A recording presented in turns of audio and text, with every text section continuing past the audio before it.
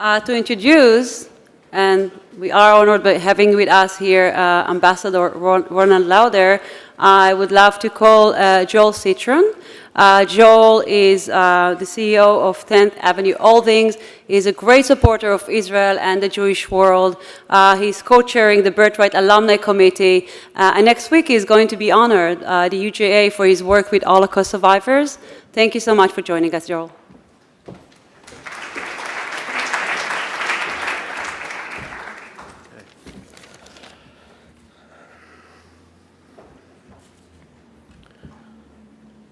Leadership and mentoring are key components of the Birthright Excel experience.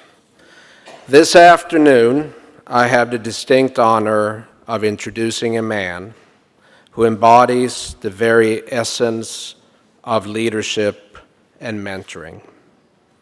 While I could take the entire afternoon to talk about Ambassador Ronald Lauder's many endeavors and accomplishments, let me just give you a very brief overview.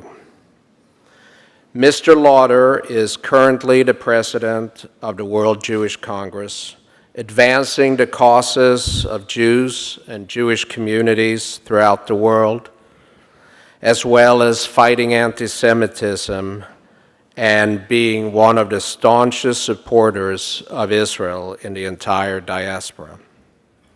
He is a successful businessman and investor, having built enterprises in the United States, Europe, and Israel. He continues his work as a board member of the Estee Lauder companies. The ambassador is a compassionate international philanthropist, art collector, and public servant. Having founded the Ronald S. Lauder Foundation, which now supports 37 Jewish schools, camps, and community centers on the European continent, his efforts have awakened thousands of Jewish youngsters to their heritage. In addition, he has gifted us here in New York with many things. The Neue Gallery, one of them, is the foremost museum of German and Austrian art and design. He has established the Lauder Institute at the Wharton School, the Alzheimer's Drug Discovery Foundation. In addition to all this, Mr. Lauder has served as an advisor to Israeli prime ministers and dedicated his time to the United States as a confidant of presidents, as Deputy Assistant Secretary of Defense for European and NATO affairs, as well as ambassador to Austria. Mr. Lauder serves on numerous boards, and I'm not going to go through them all here today, in the United States, in Israel, and elsewhere. And it is on one such board that I have personally been able to experience Ambassador Lauder's leadership and mentoring up close, namely the Auschwitz-Birkenau Foundation Committee, which he chairs. He has mentored me and taught me much about how to make a difference, about philanthropy, and about how to be a leader. So you all know, Ambassador Lauder has been the key individual for over 30 years in the fight to preserve and protect the physical of Auschwitz-Birkenau, as well as the true narrative of Auschwitz-Birkenau and what happened there. I will tell you, as a child of two parents who survived those horrors, being able to work with him is truly a blessing. Ladies and gentlemen, it is with great pride that I introduce you to a true leader, a true mentor, and most importantly, a wonderful and generous man, my friend, Ambassador Ronald Lauder.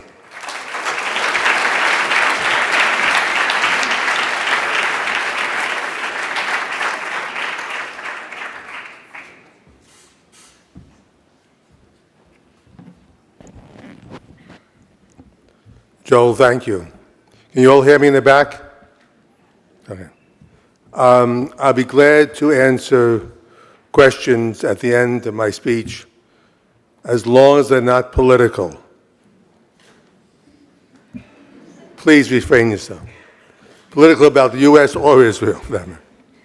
It's my great pleasure to be here with all of you today at the Birthright Excel Summit. Before I offer some thoughts on our main topic, I want to share a brief Birthright story with you. Shortly after 9/11, I had a growing concern about what we are seeing on college campuses around this country. The deep prejudice against Israel that was increasing yearly. It came from a number of different sources. A growing number of Arab activists, professors, and students. I was concerned that the Jewish students were not equipped to defend Israel because many of them simply did not know the facts. They weren't taught anything about Israel, and they came to college ill-equipped to defend themselves against highly trained Palestinian propagandists. They were also intimidated on campus. So I went to various campuses around the country and see what was actually going on. I must tell you, I was the only one on campus wearing a tie. And I usually stopped at the Hillels. I found something fascinating there.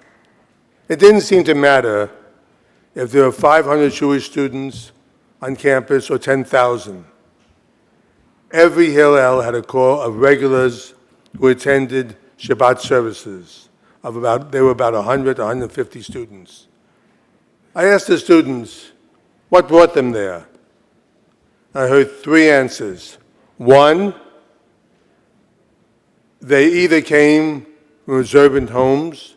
Two, they went to Jewish day school. Or three, Jewish summer camps. Or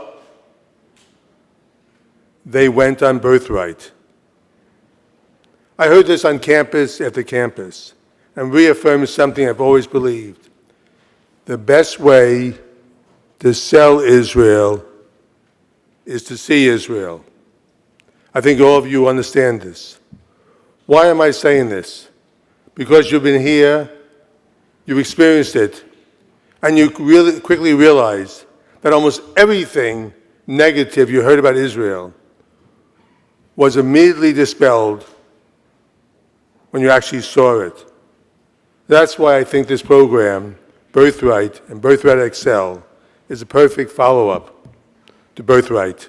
And on this is another brilliant idea from Michael Steinhardt.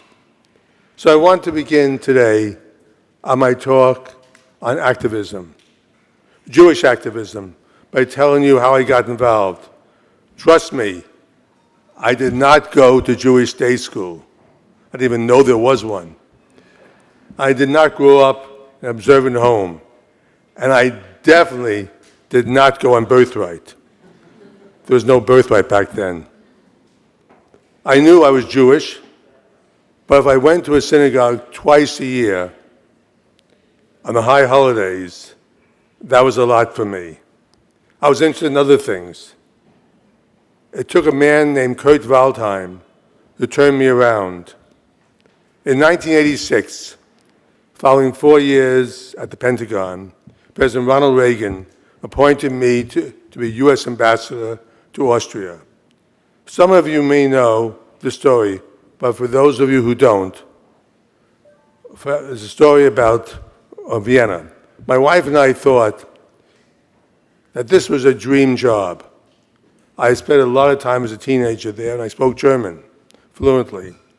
I loved Vienna, and I thought that representing my country and a president who I admired was one of the greatest hopes and aspirations of my life. However, I arrived right in the middle of a huge mess. Kurt Waldheim had been Secretary General of the UN, who lied about his Nazi past, and he had to leave in shame. Interesting, it was the World Jewish Congress that discovered his lies. He was not a lawyer, but he was an intelligence officer. But Waldheim felt no shame, and instead of just slipping away quietly, as a footnote in history, Waldheim did the opposite. He ran for president of Austria, and the Austrians told him what they thought about him, and they elected him president. Well, my first act as ambassador was to attend his inauguration. I chose not to go, and made a point of telling the Austrians what I thought of Waldheim. From that point on, I was no longer the American ambassador in Austria. I was the Jewish ambassador in Austria. It took an anti-Semite and an anti-Semitic country to wake me up from my long sleep. I'd like to tell you now 2 stories about what happened. First, when I arrived in Vienna, I was driving around and I saw a big empty piece of land right in the middle of a very populated area. I asked people what was there. Nobody seemed to know, and finally, one old man said, that was the most beautiful synagogue in all of Vienna. It was the Temple Synagogue. I said, everyone else seemed not to know. He said, they all knew, but they were afraid to tell you. I wanted to find out about this Temple Synagogue. And the next day I met a rabbi named Rabbi Biederman, who was the Chabad rabbi in Vienna. And he was telling me about the synagogue. He said, by the way, I want you to go and see our kindergarten. I said, kindergarten, okay. Next day we went to the kindergarten. This was a Russian Jewish kindergarten because there were many Russians who were on their way from Russia to Israel, stopped in Vienna. And many of them decided not to go on to Israel, but stay in Vienna. Some who wanted to come to the US could not come. So all of a sudden there was a population of people coming from Russia who knew less about Judaism than I did. And their children started coming to this kindergarten. I looked at the kids and I said, there by the grace of God go I. And we started to build a kindergarten, and I bought the house next door in different places, and slowly but surely, we had a kindergarten that grew and grew to a small school. And it was the start of my foundation schools.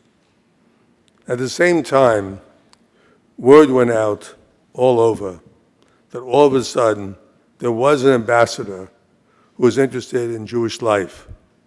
So one day, a few months later, a man comes to my office by the name of Dr. Irvin Hacker. He was the head of the Jewish community. He was dressed, I think he was dressed in the 1920s and didn't change his look. He had a certain look and spats on his shoes. Spats will really cover your shoes. I'd never seen before. He said, Ambassador Lauder, I'm 83 years old. I have cancer.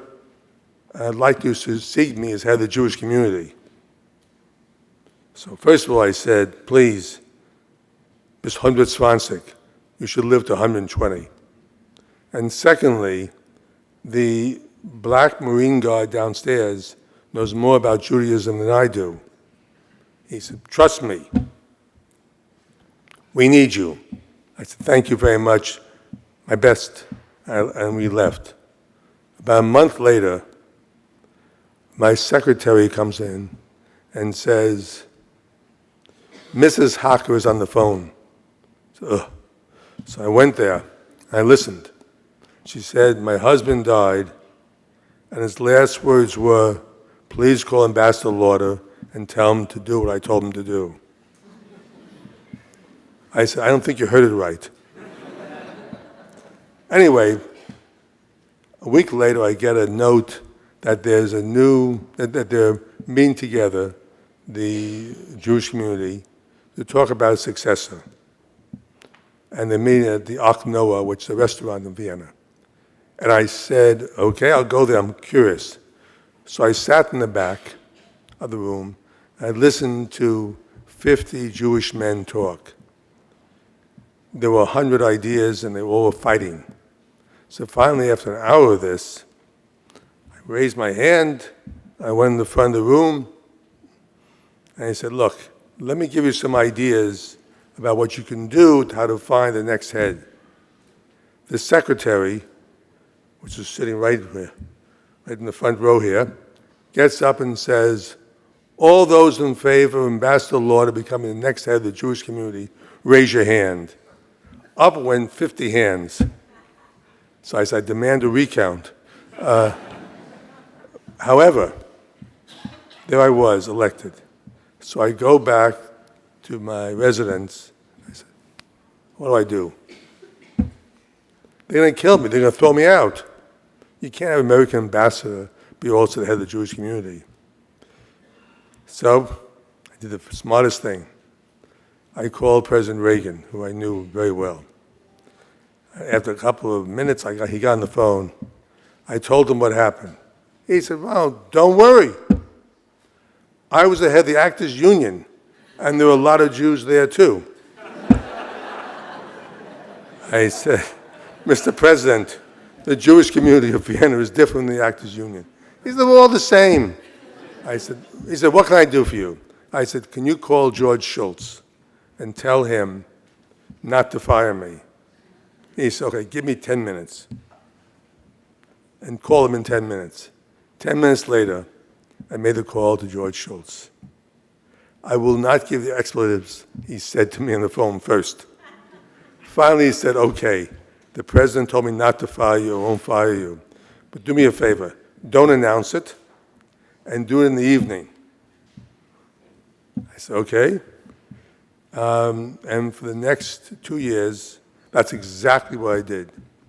And it was the best thing I ever did in my life. But it was also the most difficult. I must tell you, there's Israeli Jews, there's American Jews, there's Polish Jews, there's Russian Jews. None of them compared to Viennese Jews. But it was fascinating. And after that, today, as you heard from Joel, my foundation has 37, it's 35 schools, not 37. 37 next year. 37 summer camps, schools, kindergartens, and everything to do with Jewish life throughout Central and Eastern Europe. We also opened up recently in Greece and in Rome. And it's been the most exciting thing I've ever done. First, by creating these Jewish schools, I was able to change life very, very much for Jewish people. And then we went into the former Soviet Union schools, and that was also fascinating. And this was the beginning of Jewish life for me. When I came back to the United States, I first joined Jewish National Fund, where after some time I became its president. On from that, I served as president of the Conference of Presidents of all Jewish, I was all the presidents of presidents of all major Jewish organizations. Interesting enough, I've never found a minor Jewish organization. So, now for the past 11 years, I've been president of the World Jewish Congress, a job that's taken me all over the world representing Jewish countries, Jewish communities. And frankly, we represent 100 countries. Most of them I've been to already. And if you told me that my future would be as head of the World Jewish Congress or visiting, being involved in Jewish life when I was in my 20s, I would have told you were smoking something.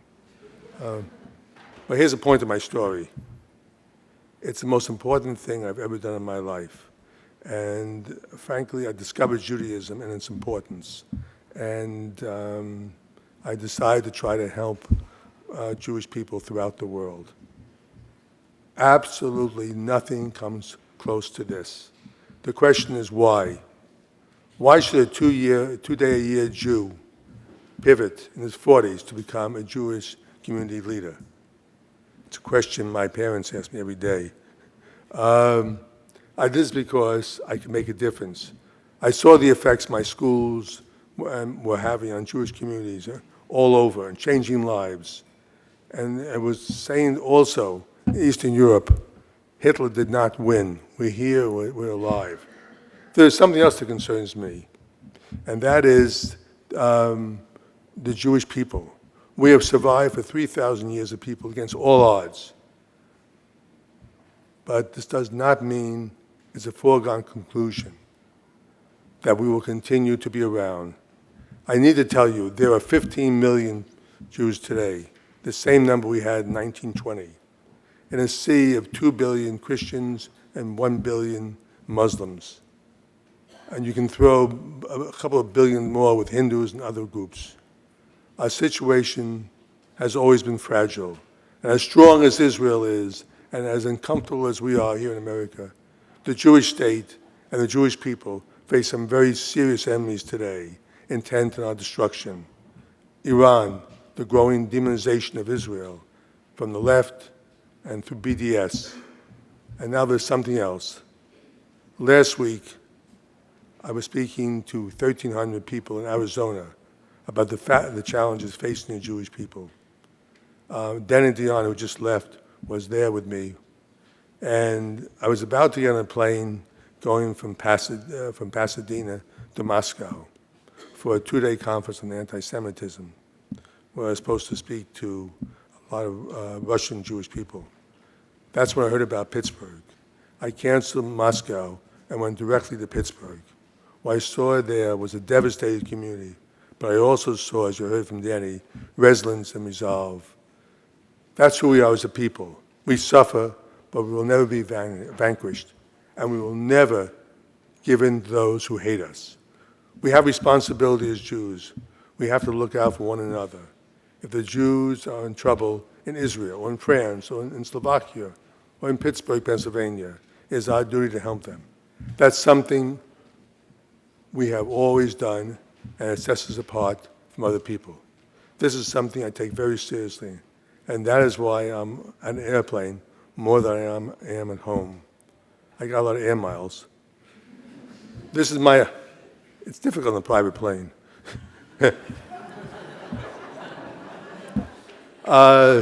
This is my advice to you. Get involved in a Jewish organization. If you haven't already done so, do it now. Yes, giving money is important, but what's more important is becoming involved, and you can make a difference. I've always believed with success comes responsibility, and here's one of the most important facts I can tell you. You are all in a position to start getting more involved, to start donating to charities. You don't have to be super rich, and when you do, you'll feel much better about giving. If you're going to repeat this one more thing because it's important. When you help others, you feel better about yourself. You also have partnered with one of the greatest high-tech engines in the world, Israel. Many of you will be very successful. In fact, you should have started when you were 13. When I started at 13, I took, this is before I was really Jewish, I took all my bar mitzvah money, cashed all my bonds in, and went out and bought 2 works by German and Austrian artists. My parents were shocked. It took them years to recover. They said, why don't you keep it? I said, I make more money. Granted, I received a little more than the rest of you. My point is, it's worth starting. Start today. Do everything you can. Finally, you are giving one of the greatest gifts the day you were born. You were born Jewish. It's your birthright. With that birthright comes great pride, great achievement, and great responsibility. Some of you have squandered this gift. You won't. I know this in my bones. Now go out and make us proud. And now I'm willing to ask any questions, not political. Thank you.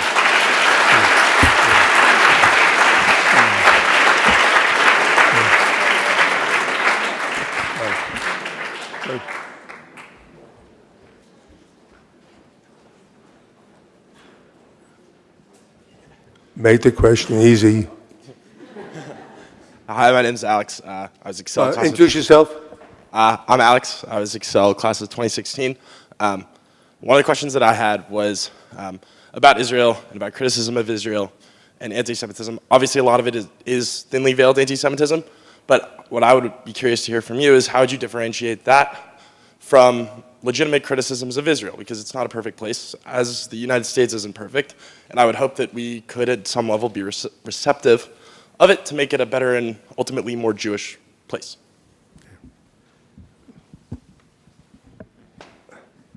There are legitimate criticisms of Israel. For example, I myself have written a piece in the New York Times, I think some of you may have seen, where I was criticizing Israel for becoming too religious, and very much the fact that they should not be, they should open it up also to conservative reform and even secular Jews to make them feel wanted and not feel like outcasts. Secondly, I've been critical of Israel about the fact that they have not made peace with the Palestinians, and that can be done. And I believe that Israel's future depends on having a two-state solution, because a one-state solution may make Israel someday another South Africa. My fears. But the fact is, you can be critical about Israel as long as it's based on fact. And the thing that bothers me very often on campuses, people are critical of Israel without knowing the facts. And they say things that are wrong. And at that point, by the way, I say to you, you have many friends who don't know Israel and don't understand some of the issues. If you hear a friend, or if you're at a dinner party, and someone starts talking about negative things about Israel, don't be embarrassed to say, no, you're wrong. This is what has to be done. Now, you may not be invited back to dinner. I'll be glad to buy you a dinner. But the fact is, I believe in criticism if it's constructive criticism of what we believe. I believe Israel right now is, I agree very strongly in the country, but I think they are too conservative in many ways. Do I think it's legitimate criticism? Yes. Do I think there are many, many stories told, particularly those people with BDS, that are anti-Israel and are not based on facts? Yes. I'm not being biased to the left, let me tell you. I'm not biased to the left, just the opposite. All those on the right, please raise your hand. Hello, my name is David Levy. I'm from Bulgaria. Bobby? I'm from Bulgaria. You've been there recently. Yes. The synagogue is renovated with your help. What I wanted to ask you is about the positive form of discrimination towards the Jewish people. What do you mean, positive form? You are the most clever, the richest people. You control the world, you control the money. Is this, to your opinion, a form of anti-Semitism? Do you see any danger in this positive discrimination? That's my question. Absolutely. Again, it goes back to the fact of the age-old question of, do the Jews control the press, the media, the world, the banks, everything? It's part of the Elders of Zion things. The real question is, it's bullshit. I guess that's not a Jewish word, is it? Maybe it is. The fact is that we have to do everything we can to say to them, it's not true. But interesting enough, we don't hear that same thing the same way It's more today, it's still in Eastern Europe, true. Sofia is a good example. But it's not really true in many other places. The things are worse. How are you treating the Palestinians? Are you making them second-class citizens? Are Jews controlling this, controlling that? When someone says that, they're just repeating lies they've heard. And that's the time to stand up and say, no, what you're talking about is nothing more than Arab propaganda or anti-Semitic propaganda. It always starts out, which is a good way to get a conversation going. You ask the person, are they an anti-Semite? That makes you very popular. Again, by the way, did you see the new school we're building in Sofia? You like? It's a beautiful new school. The Bulgarian Jewish population is great, and they're the ones who really saved Jews during the war, and we thank them all the time. Questions over here? Okay, the center. I'll take the center first. Please, on the right. Thank you. My name's Ari. What's good? My name is Ari. I study public policy and work in political consulting, the city of Hartford. I see the latest wave of Zionism being one of capital investment and not necessarily physically moving to Israel, having people move to Israel. And I wanted to get your take on how investment can be philanthropy and what obligation or opportunity do we have to invest in the Negev in southern Israel? Let me start with the back part. I read David Ben-Gurion's book on Israel. It's 1,000 pages. It'll either make you a Zionist or an anti-Semite by the time you finish. But the fact is that it's a great book, and part of it, he talks about the Negev. The Negev, where we have, it's very underpopulated. It's half the size of Israel. I myself am building a home in Beersheba in the Negev, and I have an employment center now in the Negev in Beersheba, and we're trying to get Jews to move there and start there. The Negev is the future of Israel, I believe, because it could be an area that holds 2 to 3 million Jews instead of 200,000 or 300,000. It's the future. And thank you for the question. Now, the other part of the question was about investing. Zionism transitioning from people moving to Israel to capital moving to Israel. Both are important. Although I am a Zionist and I'm building a home, I have a home in Tel Aviv, I'm building a second home in Beersheba, I'm not allowed to make Aliyah. It doesn't make me less of a Zionist.